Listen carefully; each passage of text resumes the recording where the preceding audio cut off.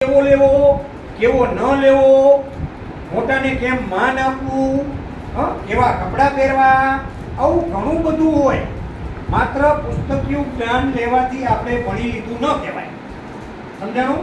એકબીજાને મદદ કેમ કરવી, આપણા મિત્રને મદદ કેમ કરવી, આપણા સહપાઠી હોય, આપણી સાથે અભ્યાસ કરતા હોય શાળામાં, એને મદદરૂપ કઈ રીતે બનવું, વૃક્ષનો ઉછેર કેમ કરવો, એની જાળવણી કેમ કરવી, આ બધું આપણે શિક્ષણ શીખવે છે. એટલે તો આપણા દરેક પર્યાવરણની અંદર સ્વચ્છતાનો પાઠ આવે છે. આવે છે ને? બધાયને આવે છે. ત્રીજા વાળાને આવે, ચોથા વાળાને આવે, પાંચમા વાળાને આવે. સ્વચ્છતા બાબતનો પાઠ આવે છે ને બધાને.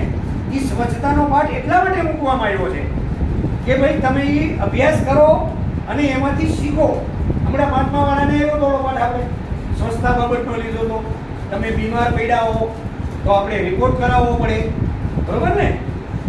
ડેન્ગ્યુ થઈ ગયો હોય, મેલેરિયા થઈ ગયો હોય તો આપણે સીધી દવા નથી લેવાની.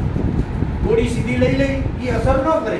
એનો રિપોર્ટ કરાવો, શું શરીરમાં તકલીફ છે, પછી રિપોર્ટને આધારે ડોક્ટર દવા આપે અને દવા પછી આપણને લાગુ પડે તો આપણે સાજા થઈએ.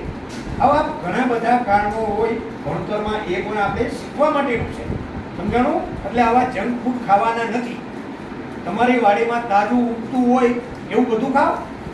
મેથી ખાઓ, મૂળા ખાઓ, મૂળાની મોગરી ખાઓ, ગાજર ખાઓ, કોબીજ લીલા ખાઓ, બીટ ખાઓ.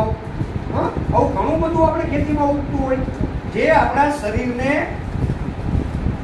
છ રસ જોઈને એ રસ બધા એમાંથી મળે, પોષક તત્વો મળે, આપણને વિટામિન મળે. તો આ બધું છે એ સારા ખોરાકમાંથી મળવાનું છે. આમાંથી શું મળવાનું છે? કાંઈ ન મળે. આમાંથી મળે કાંઈ? આમાંથી એવો ખોરાક તમને શરીરને જે જોઈએ છે એ કશું જ મળતું નથી. માટે હવેથી આવા ઓછા કરી નાખો. સિંગદાડિયા લ્યો, બિસ્કિટ લ્યો, પણ આવા પડીકા ખાતા નહીં. બરોબર? ન ખવાય. અત્યારે ન ખબર પડે, મોટા થાવ પછી કરે. આંતરડાના અને હોજરીના રોગો ઉત્પન્ન કર્યા કેટલા સમયથી પડતર હોય. એટલે આવું નહીં ખાવાનું. બરોબર? તો આ જંક ફૂડની વાત હતી. જંક ફૂડ બજારની અંદર આપણે ચટાકેદાર તીખા તમતમતા રેકડીઓમાં ઊભા રહી જાય. ખુલ્લો ખોરાક હોય, આંખી મચ્છર બેસતા હોય, એની ઉપર ધુમાડો અને ધૂળની ડમરીઓ લાગતી હોય અને એ પછી આપણે લારીએ ઉપર રહીને ખાવા થઈ જાય છે. તો આવો ખુલ્લો ખોરાક ન ખાવો.